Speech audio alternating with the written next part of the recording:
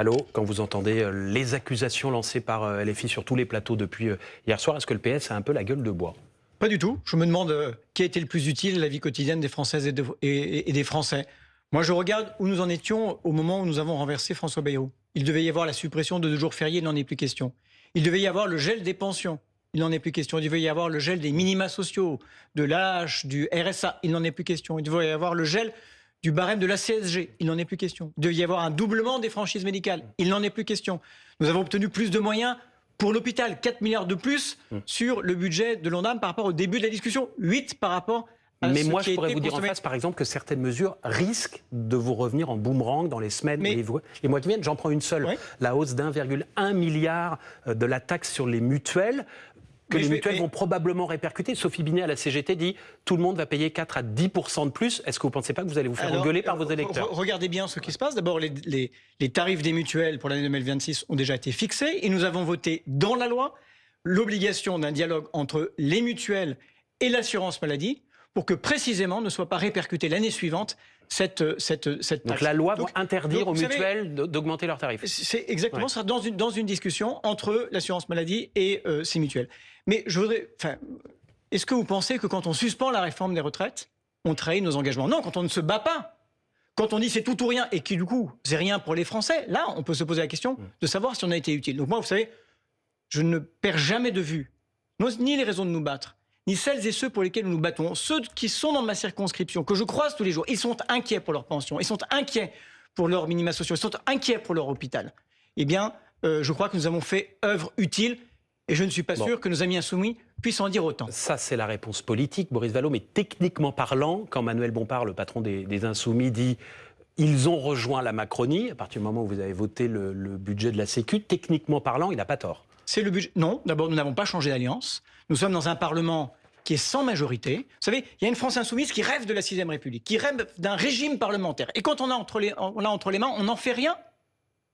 Non, je crois que nous avons l'obligation, parce qu'il n'y a pas de majorité, d'utiliser tout ce qui est en notre pouvoir de parlementaires pour faire reculer une politique que nous combattons depuis 8 ans, tout de suite, maintenant, parce que les Français, pour lesquels les fins de mois sont de plus en plus difficiles, qui n'ont rien d'autre que leur travail pour vivre, que les services publics, eh bien, ceux-là, ils ne peuvent pas se payer le luxe d'attendre 2027. C'est la raison pour laquelle nous nous battons tout de suite. J'ai l'impression, Boris Vallaud, à vous écouter depuis tout à l'heure, peut-être que je me trompe, que vous en avez marre de vous faire engueuler par les Insoumis. Non, en fait, je vais vous dire... Non, ça va, vous avez le cuir épais, vous en prenez tous les jours depuis des semaines et des semaines. C'est totalement indifférent. Vous savez, moi, quand je me bats comme parlementaire, je me bats pour la vie des Françaises et des Français. Je ne perds pas de vue que ce qui menace l'ordre républicain, ce qui menace la République sociale, c'est l'extrême droite. Et si d'autres se trompent de combat, se trompent d'adversaire, eh bien, je vais vous dire, je considère qu'on n'a pas grand-chose à se dire. Bon, on va laisser les Insoumis pour parler d'un économiste, Thomas Piketty, proche de la gauche, qui, hier matin, sur France Inter, a expliqué pourquoi, selon lui, ce budget de la Sécu était invotable. Il a cité une mesure précisément.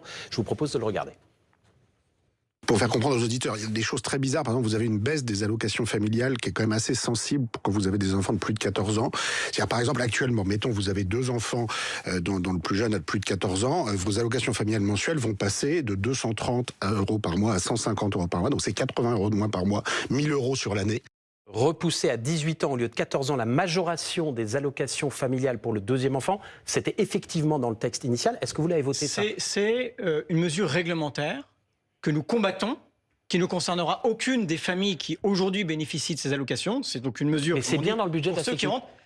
Aujourd'hui, ça doit être pris par décret. Et nous avons dit au gouvernement que nous y étions opposés, que nous sommes contre. Est-ce que c'est un budget parfait? Certainement pas. Attendez, pardon, je m'arrête juste sur cette mesure, Boris Vallaud. Ce n'est pas dans le budget de la Sécu. Aujourd'hui, mais ça peut être pris par décret. Et nous nous disons au gouvernement qu'il ne faut pas la prendre. Par ailleurs, sachez que l'intention du gouvernement est d'utiliser l'argent que ça dégagerait pour améliorer le congé parental. Ouais. Mais vous n'avez pas la certitude que ça ne va pas revenir en 2e semaine par un autre biais, décret ou autre du gouvernement? Si ça doit être le cas, eh bien notre travail d'opposition est de nous y opposer. Mais moi je dis à tous ceux qui disent... Par exemple, vous avez demandé des garanties là-dessus au gouvernement ou pas? Sur ce point? J'ai dit, moi, explicitement, et au Premier ministre et à la ministre en charge des comptes publics, que les socialistes y étaient parfaitement opposés. Et donc nous continuerons. Elle a dit oui, oui, moi j'ai bien compris. Bon, et ben la bagarre, elle continue. Elle continue dans le budget, elle continue en dehors du budget. Nous n'avons pas changé d'alliance, nous ne sommes pas dans la majorité, nous demeurons dans l'opposition. Mais moi, vous savez, il y a beaucoup de gens qui toujours raisonnent mais jamais ne décident. À un moment donné, il faut décider. À un moment donné, il faut prendre ses responsabilités. À un moment donné, il faut se poser la question de savoir si l'absence de budget de la sécurité sociale n'aurait pas, au contraire, exposé les Français bien plus que ce que nous avons réussi à négocier. Moi, j'assume d'avoir suspendu une réforme emblématique comme celle de la réforme des retraites, qui va bénéficier à des centaines de milliers de Français dès cette année. J'assume d'avoir ébranlé le totem de la flat tax avec l'augmentation de la CSG sur les revenus du patrimoine. J'assume d'avoir réussi à obtenir plus d'argent pour l'hôpital. Vous savez que les fédérations hospitalières demandaient 3%, et bien nous y sommes. Ça sont les écologistes qui l'ont demandé, in extremis. C'est tous ceux qui ont accepté de se battre et qui ont permis que ce budget soit adopté. La prochaine étape, Boris Vallaud, c'est le budget, celui de l'État, après le budget de la Sécu. Est-ce que vous pourriez le voter? Je vais vous dire, je regarde aujourd'hui où nous en sommes et je ne vois pas le chemin. Je vais vous dire avec sincérité.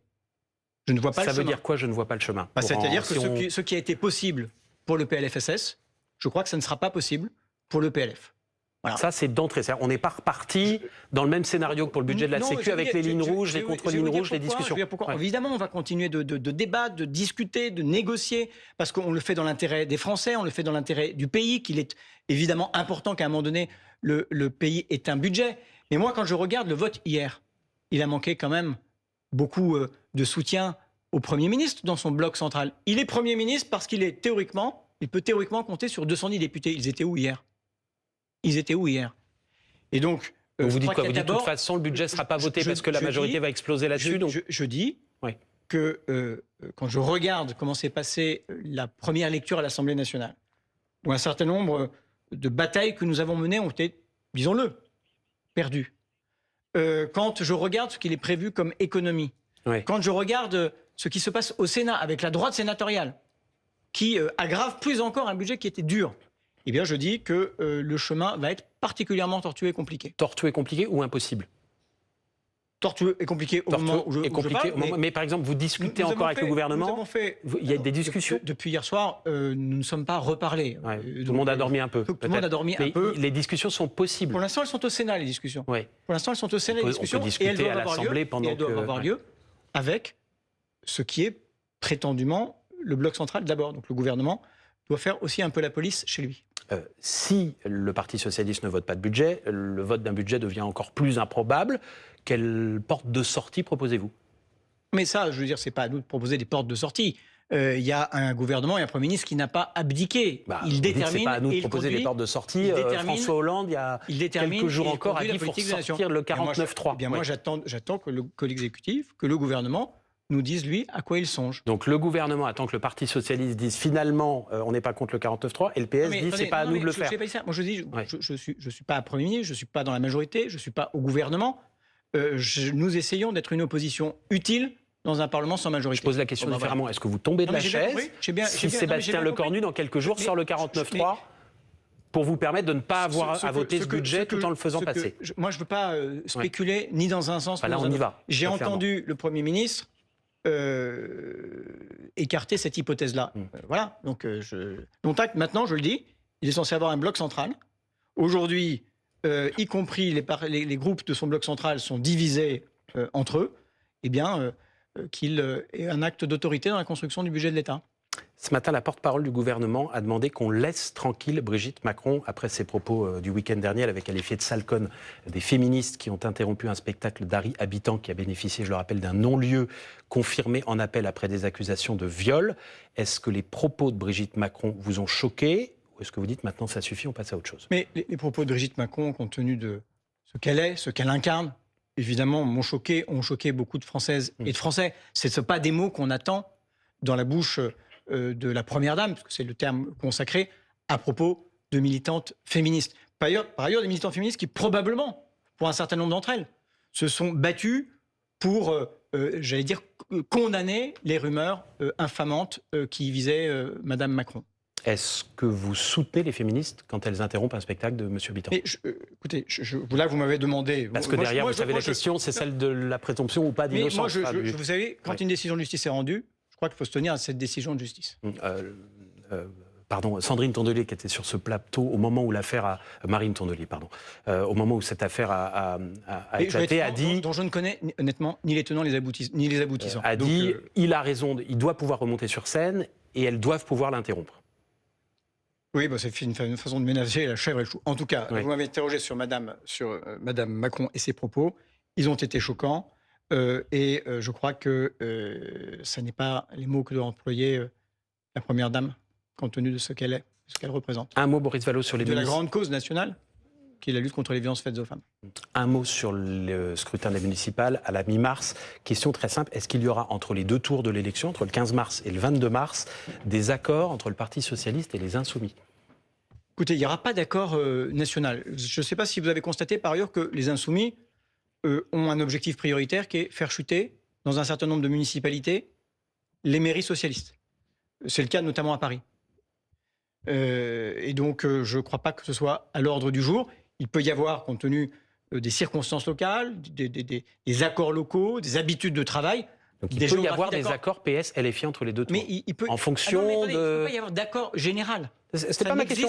Est-ce qu'il y aura entre les deux tours des accords, alors je rajoute, locaux entre le PS et les Insoumis? Vous savez, il y a 36 000 communes. 35 000. 35 000. Vous n'êtes pas en opposition avec... Je suis strictement incapable de vous le dire. Mais probablement dans quelques communes... Il n'y a pas de veto de principe à des alliances, par exemple, dans une ville qui pourrait basculer RN. Dans quelques communes, il se trouve que les Insoumis sont parfois déjà dans les majorités municipales.